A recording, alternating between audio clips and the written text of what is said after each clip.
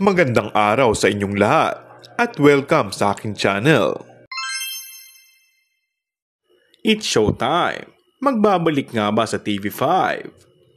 Naging usap-usapan sa isang Facebook page ang di umano'y pagtatapos ng It's Showtime sa GMA Network ngayong taon dahil matatapos na umano ang kanilang kontrata.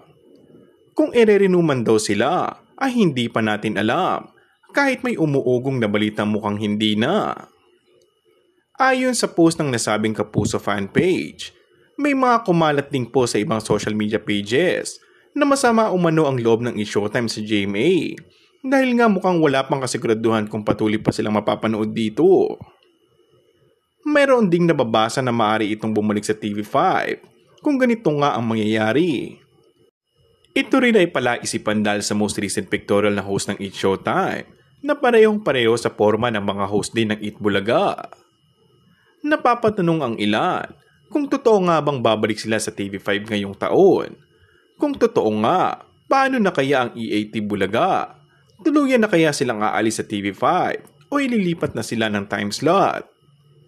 Sa ngayon ay tikom pa din ang bibig ng ABS-CBN, maging ng GMA at ang mga host nito sa kabila ng mga balitang napipinting pagtatapos ang kontrata sa GMA.